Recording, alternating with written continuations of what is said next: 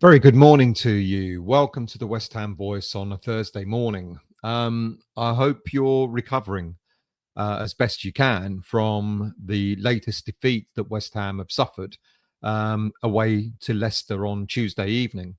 Look, who can explain this? Last Monday, we looked great against Newcastle. And then on Saturday, we lost quite badly against Arsenal. And we thought, okay, we'll redeem ourselves and go to Leicester, a team that's struggling itself, and we'll get a result there. So I don't think anybody really expected the result that happened, the 3-1 defeat. Um, Look, if you're new to the channel, please do consider becoming a subscriber of the channel. Or if you've been on this channel before, if you've watched this channel before, but you've yet to become a subscriber, please do. And whether you're new, passing through, or existing, please do hit that like button as well. Let's try and cheer you up, well, as best as I possibly can. A board meeting is to be called to determine the future of Julen Lopetegui. I'm sure a lot of you are hoping for that to happen. Now that was announced on Wednesday morning. We were told that the meeting would be held within 72 hours. And seeing as there doesn't seem to have been a meeting on Wednesday, then I'm guessing it's likely to happen either sometime today on Thursday, or it could happen on Friday. Now, my gut tells me that if it doesn't happen today, then you can reasonably expect Lopetegui to possibly be in charge of the game against his former club, Wolves, next Monday. And it won't be the remotest bit ironic if Wolves beat us and the club he walked out on could be the team that hammers, no pun intended or intended, that hammers the final nail in Lopetegui's career at West Ham. You see, it's getting way too close to the next game now for West Ham to sack Lopetegui and bring a new head coach in that might have some positive effect on the squad before Monday night's game. But having said that, it took Ruud van Nistelrooy just 3 days to mastermind a win over West Ham. So, in essence, anything is really possible. Now, it's also possible that West Ham have set a 72-hour timeline for this meeting in order to allow the board and Tim Steidten to buy themselves some time to finalise the details of appointing another head coach. Now, it's possible, but it's also possible that they're stalling and will conclude that Lopetegui has the next game to demonstrate that he can not only beat his old club, but beat them convincingly.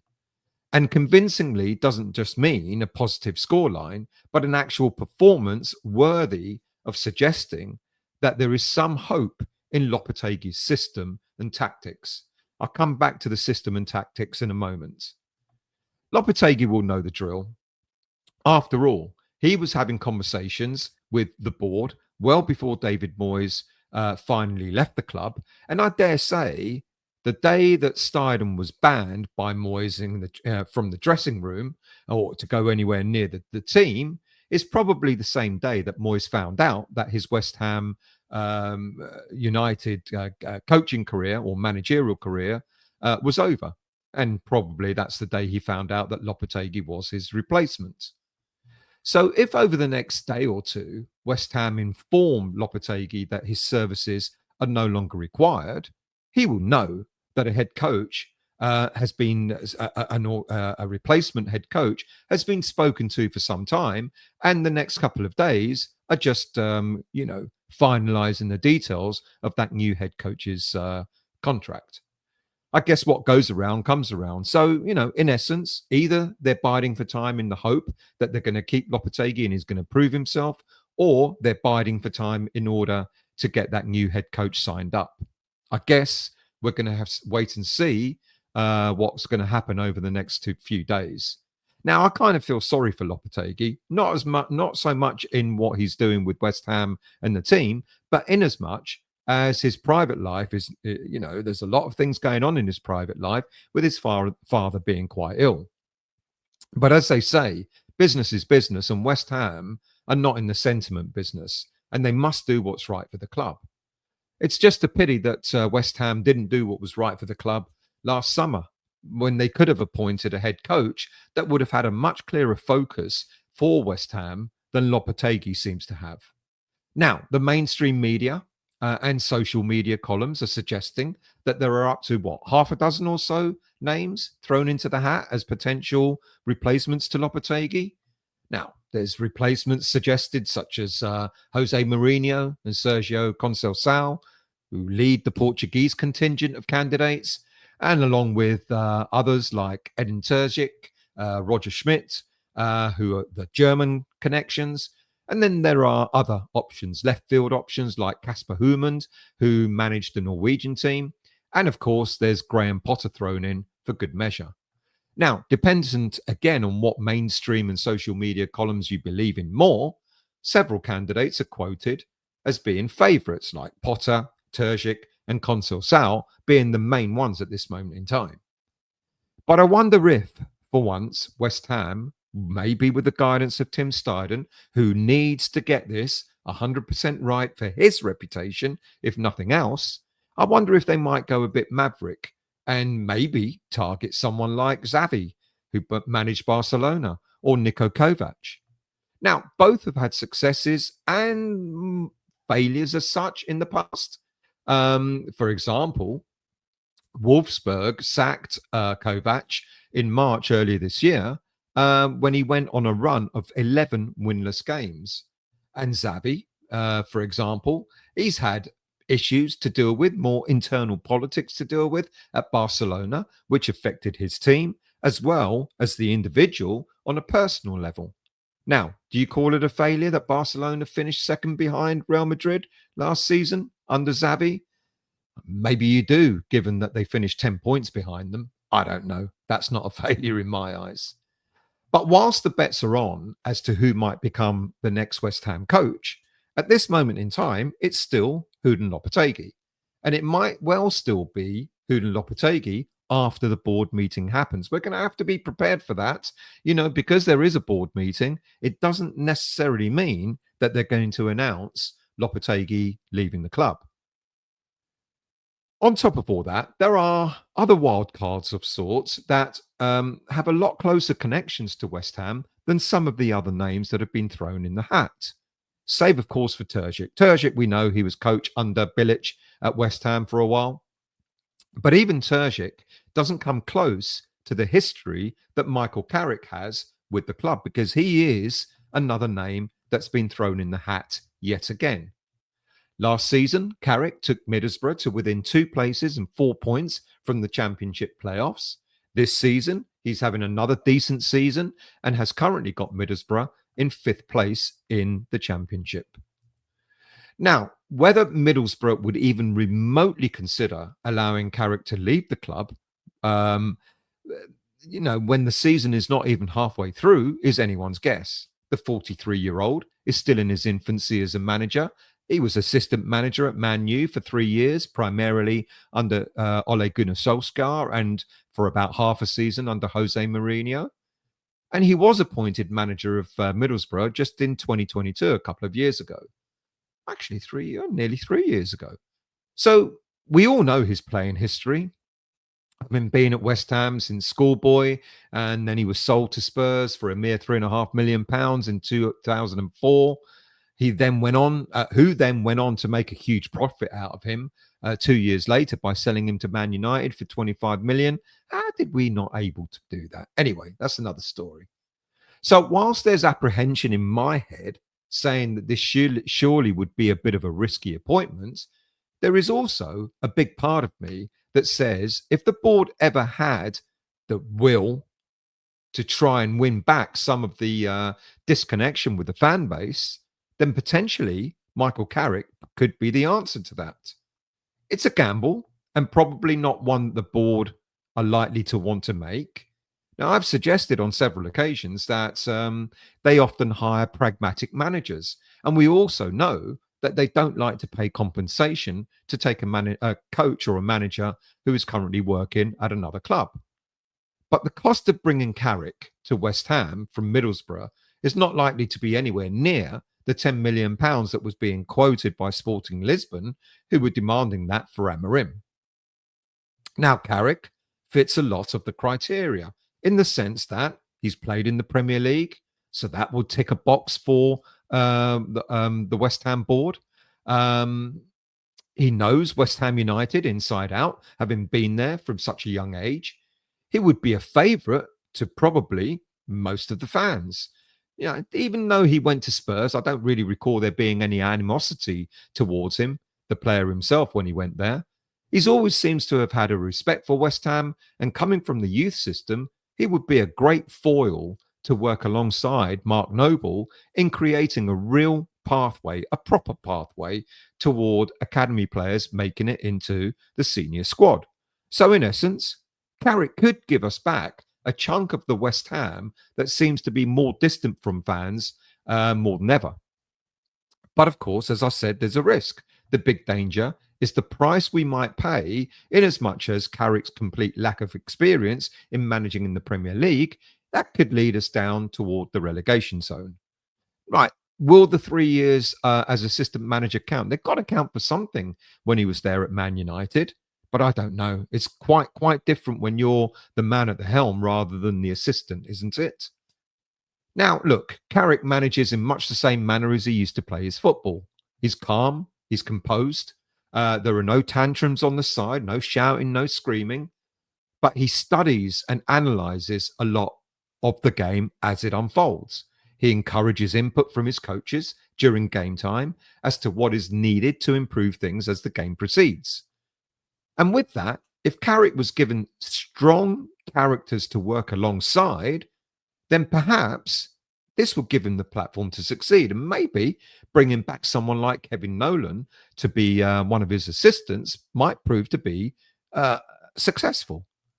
Now, having played for West Ham and also for Man United, it's no surprise that Carrick is a lover of possession-based football. I've always said, I don't care about possession-based football so long as it's effective.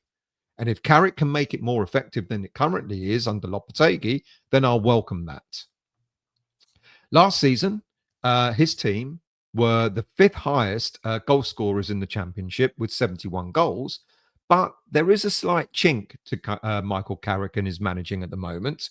And that is conceding goals. They conceded 62 goals, which kind of put pay to them getting into the playoffs. This season, after 18 games, they are the second highest goal scorers in the Championship, which is great. But they are also conceding way too many goals again, with 21 conceded so far. And only two teams in the top 10 in the Championship have conceded more. That's Watford and Norwich. Mind you, if we were to be looking at ex-West Ham players, who are one who's doing even better than Carrick, and you've got to look at 44-year-old Scott Parker, who's got Burnley sitting second place in the Championship, 2 points off leaders Sheffield after 18 games. And Burnley have only conceded 6 goals so far this season.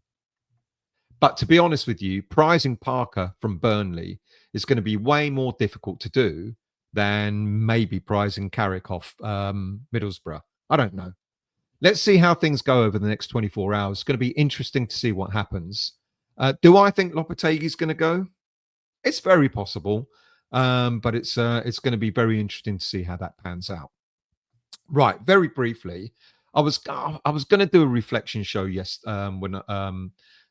on Wednesday, but I kind of changed my mind. I was a bit busy, so I thought I'd just put it on the end of this show instead.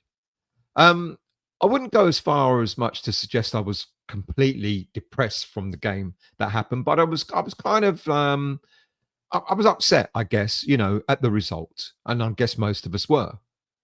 Now, interestingly, I was optimistic enough to suggest that we'd get something from Newcastle, and we did. I thought maybe that momentum will spur us on to get something from Arsenal, but I really did think deep down that we wouldn't get anything. And then I cheekily said, but we would let ourselves down. Even if we did get something from Newcastle and Arsenal, we'd let ourselves down against Leicester. Well, we did just that, didn't we? Look, against Arsenal, we were outclassed. We all knew that even without the refs' help, that they were likely to beat us. But against Leicester, we were dominant, but we couldn't stick the ball in the net until Fulkrug did right at the end of the game. We did score earlier. but Souček was judged to have fouled the keeper. I don't know. We didn't see much of a foul there. And on any other day, we would have walked away with a handsome win, but it wasn't to be. And why? Why? Well, because we've become quite toothless up front, as well as remaining quite open in defence.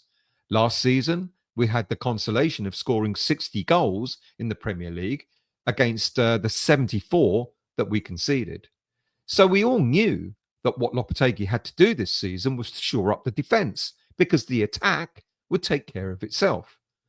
But just how Lopetegui has managed to keep our defence as bad as it was last season and simultaneously make our attack almost non-existent is beyond me. Now, I was told to look at the stats because, the stats tell another story. And fair play. We had 7 shots on targets. We had 29 shots in total. We had 60% possession, and so on and so forth. So we clearly, it's obvious that we dominated the game. But what really worried me is even though we were dominating the game, we were open at the back. They scored their 3 goals and we couldn't put the ball away despite all those shots on targets.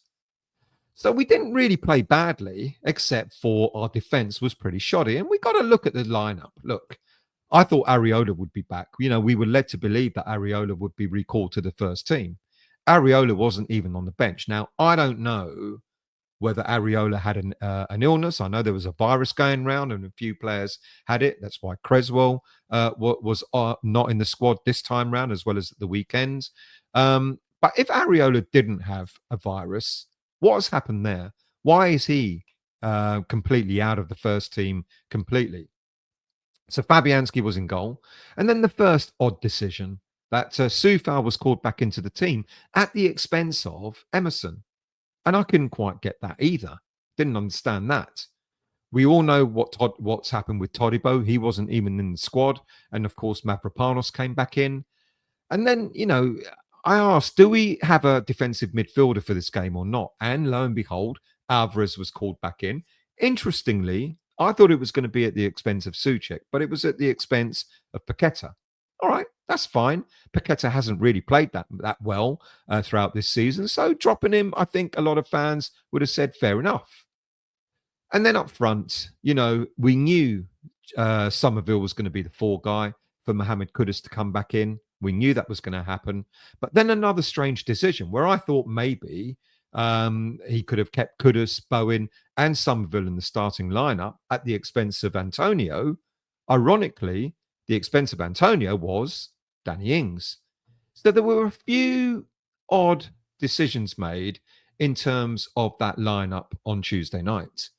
And it kind of wasn't working. I mean, look, our defense, Coufal, Mavropanos were pretty awful. Kilman started to get even worse himself. The whole back line just didn't work. Wan-Bissaka was probably the only saving grace in our back line. And then throughout the game, Lopetegui started to make changes. It's interesting scenario at one point where just before half-time, about 5-6 minutes before half-time, it looked like Ings had got a knock and Somerville was ready to come on. He was stripped and ready to come on. But then I don't know what happened, what communication happened. Lopetegui changed his mind and Somerville didn't come on. But during that time, in the first half, players were asked to move around. You could see the confusion. Kudus was like, where am I going? Where am I playing? Oh, okay, I'm out on the right. And then all of a sudden, Soler was put out on the left. Now, if Ings was injured, it looked as if Bowen was asked to go up front with Ings in order to accommodate Ings's knock. Now, look, if you were bringing Somerville on, why not balance that team straight away? Because not only were there about 5 minutes left of normal time, there's another 4 or 5 minutes added on.